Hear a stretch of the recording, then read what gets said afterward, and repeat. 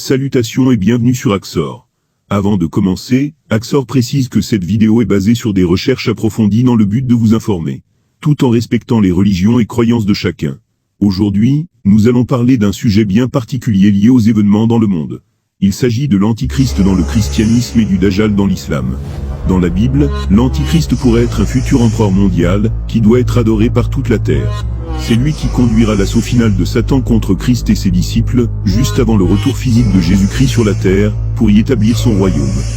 Dans l'islam, diverses traditions prophétiques mettent en scène Al-Dajjal, l'imposteur, l'équivalent de l'Antéchrist, dont la venue est un point déterminant de l'eschatologie musulmane. Il apparaît à la fin des temps, et doit être éliminé par le prophète Isa, Jésus, lors de son retour.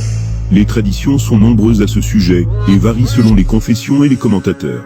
Et selon la Bible, elle annonce qu'à la fin des temps, il y a un homme qui va émerger, dont la Bible appelle justement l'Antéchrist, et il va venir avec un deuxième personnage que la Bible appelle le faux prophète, et ensemble, ils vont établir une espèce de contrôle mondial au point de vue politique, au point de vue religieux et au point de vue économique. Ensemble, ils vont établir une espèce de système par lequel vous ne pourrez ni acheter, ni vendre ou faire du commerce sans être identifié à ce système-là. Paul appelle l'Antichrist l'homme du péché et le fils de la perdition. D'autres termes sont employés dans la Bible. La bête qui monte de la mer, la bête écarlate. Daniel évoque plusieurs écrits comme « Quand les méchants auront mis le comble à leur révolte contre Dieu, s'élèvera un roi dur et expert en intrigue. À cause de sa prospérité et du succès de ses ruses, il aura de l'arrogance dans le cœur, il fera périr beaucoup d'hommes qui vivaient paisiblement, et il s'élèvera contre le chef des chefs. Il paraîtra au milieu de la paix, et s'emparera du royaume par l'intrigue. » Alors la Bible est claire là-dessus. Il y a une personne, un personnage, un individu qui va prendre le contrôle du monde dans les derniers jours. Et on peut l'appeler l'Antéchrist, ou on peut l'appeler le gouvernement mondial.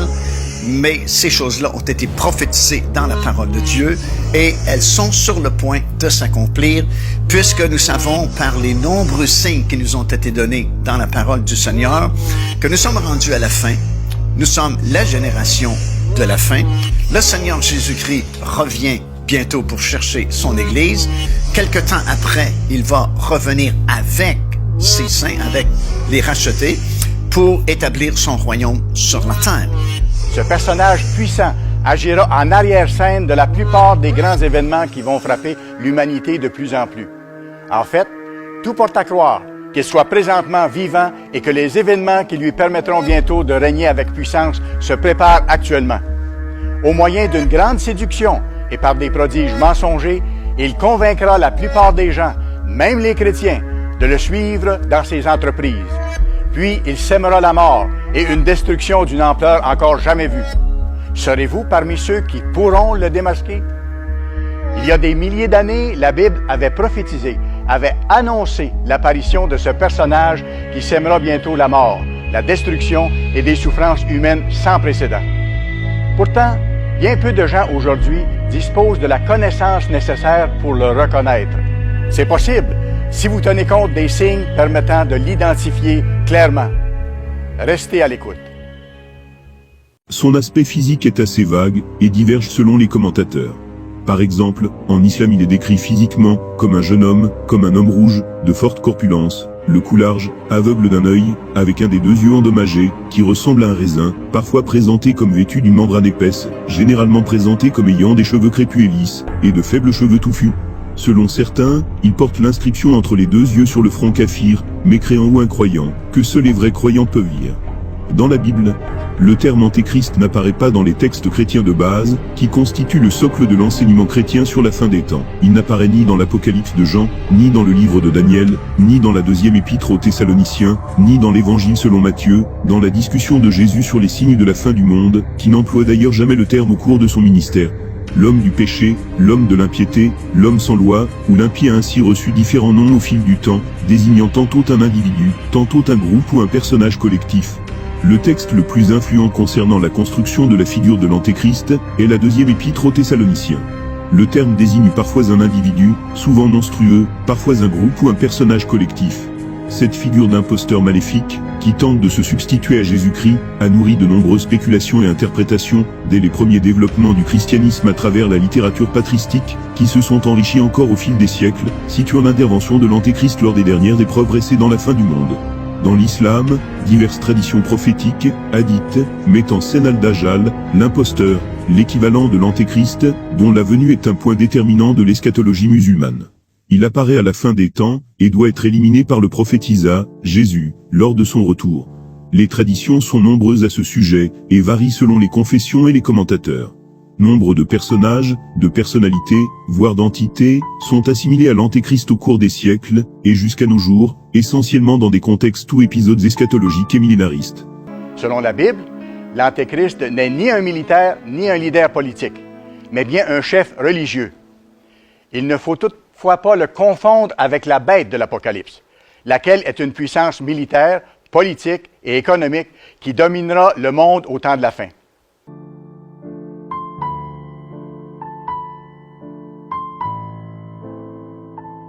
Les nombreuses histoires circulant sur l'Antéchrist ne concordent que sur certains points, dont le principal est qu'il apparaît avant la fin des temps, pour tenter et tromper l'humanité, et lui demander de croire en lui, accomplissant miracles et prodiges, puis se prétendant être Dieu lui-même.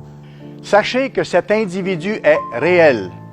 Selon les prophéties bibliques, il va bientôt agir avec puissance, induire les gens en erreur et les entraîner à sa suite. Usant d'arguments subtils et mensongers, il amènera la plupart des gens à accepter un faux christianisme, une contrefaçon démoniaque de la vérité. La majorité des êtres humains seront séduits. Croyant adhérer au véritable christianisme, ils opteront en fait pour un christianisme de contrefaçon. Ces événements se produiront bientôt, très bientôt, et alors votre vie même sera en jeu. Il ne s'agit pas d'une question sans importance, loin de là. Imaginez, cet être disposera de tout l'arsenal des armes de guerre modernes et d'une puissance de destruction presque illimitée. Il sera sous l'influence directe de Satan le diable, cet être spirituel puissant à qui Dieu permet d'agir pour encore un peu de temps. Sous des dehors charismatiques de bonté, ce grand chef religieux n'aura aucun égard pour la vie de qui que ce soit, homme, femme ou enfant. Je vais vous expliquer maintenant les textes religieux sur l'islam, ensuite sur le christianisme. Diverses traditions musulmanes mettent en scène des personnages évoquant l'Antéchrist. Un jeune homme juif du nom de Inseya, que le prophète Mahomet rencontre dans un épisode rapporté par Muslim, qui semble avoir été un prophète rival de ce dernier, et qui est parfois assimilé à l'Antéchrist du chrétien converti à l'islam du nom de Tamim al-Dari. Affirmant à Mahomet avoir, au cours d'un voyage, rencontré l'Antéchrist, gigantesque et le plus durement garrotté, mais bientôt libéré, et prêt à sillonner la terre entière à l'exception de la Mecque et Médine, protégé par des anges. Son épreuve est redoutable. Selon un hadith rapporté par Boukhari, Hudayfa a transmis que le prophète Mahomet a dit que, à sa sortie, le faux Messie sera doté d'eau et de feu. Ce qui paraîtra aux yeux des gens comme étant feu, ne sera en vérité qu'eau fraîche, et ce qui leur paraîtra eau fraîche, ne sera que le feu brûlant. Celui qui sera témoin de ce jour, qu'il se jette dans ce qui lui apparaîtra comme du feu, car ce sera pour lui de l'eau douce et fraîche. En islam, Abu Sayyid rapporte, un jour, le messager d'Allah nous raconta un long récit sur Ad-Dajjal, le faux Messie, et, parmi les choses qu'il nous a racontées, il y avait ceci: Ad-Dajjal viendra, mais il lui sera interdit d'entrer dans les abords de Médine. Il campera alors dans les marais aux alentours. Puis, se rendra à lui un homme, qui sera le meilleur des gens, ou l'un des meilleurs, il dira, j'atteste que tu es le Dajjal dont le messager d'Allah nous a parlé. Ad-Dajjal dira, à ses suiveurs, regardez, si je tue cet homme, puis lui redonne la vie, auriez-vous encore un doute de la chose? Ils répondront, non. Point. Alors le Dajjal tuera cet homme, puis le fera revivre, mais l'homme dira alors, par Allah, je n'ai jamais eu à ton égard autant de certitude qu'à cet instant. Le Dajjal tentera alors de le tuer, à nouveau, mais il ne sera pas autorisé à le faire. Sahih al-Bukhari 7132, dans la version de Muslim 7377. Le Dajjal voudra alors l'égorger, mais une plaque de bronze couvrira le cou et la nuque de sa victime, l'empêchant de le tuer. Consterné, il le saisira par les bras et les pieds pour le jeter au feu aux yeux des gens, mais en réalité, il sera au paradis. Le messager d'Allah ajouta: c'est le plus grand des martyrs auprès du Seigneur de l'univers. Puis un des 7 anges qui tenaient les 7 coupes vint, et il m'adressa la parole en disant, « Viens, je te montrerai le jugement de la grande prostituée, qui est assise sur les grandes eaux. C'est avec elle que les rois de la terre se sont livrés à la débauche, et c'est du vin de sa débauche que les habitants de la terre se sont enivrés. Il me transporta en esprit dans un désert, et je vis une femme assise sur une bête écarlate, pleine de noms de blasphème, ayant 7 têtes et 10 cornes. Cette femme était vêtue de pourpre et d'écarlate, et parée d'or, de pierres précieuses et de perles. Elle tenait dans sa main une coupe d'or, remplie d'abominations et des impuretés de sa prostitution. Sur son front était écrit un nom, un mystère. Babylone la grande, la mère des prostituées et des abominations de la terre. Cette bête, ayant 7 têtes et 10 cornes, est appelée la bête de l'Apocalypse. Il s'agit d'une grande puissance à la fois militaire et économique, tellement impressionnante que l'ensemble de l'humanité la suivra, s'y soumettra, allant même jusqu'à l'adorer. Remplis d'admiration, la terre entière suivit la bête. Ils adorèrent la bête en disant « Qui est semblable à la bête et qui peut combattre contre elle ?» Il lui fut donné de faire la guerre aux saints et de les vaincre. Il lui fut donné autorité sur toute tribu, tout peuple, toute langue et toute nation. Et tous les habitants de la terre l'adoreront, ceux dont le nom n'a pas été écrit dans le livre de vie de l'agneau qui a été immolé dès la fondation du monde. Puis je vis monter de la terre une autre bête, qui avait 2 cornes semblables à celles d'un agneau, et qui parlait comme un dragon. Et il fut précipité, le grand dragon, le serpent ancien, appelé le diable et Satan, celui qui séduit toute la terre. Il fut précipité sur la terre et ses anges furent précipités avec lui.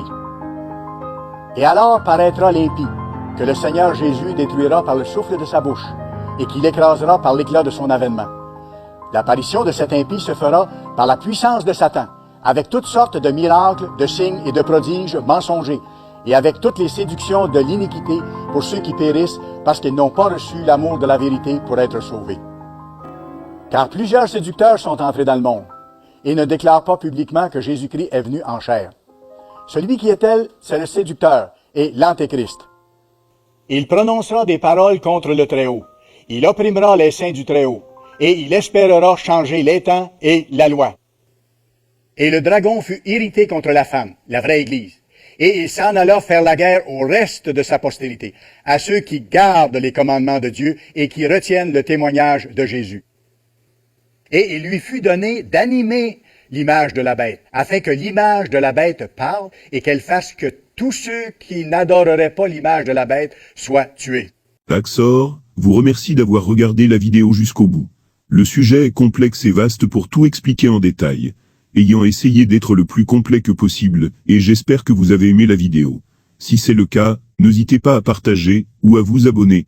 Prenez soin de vous.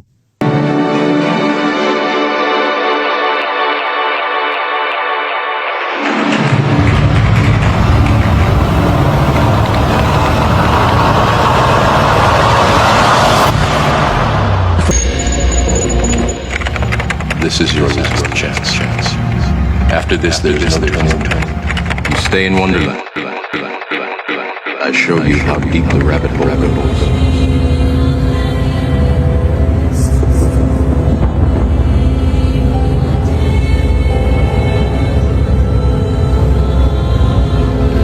Remember.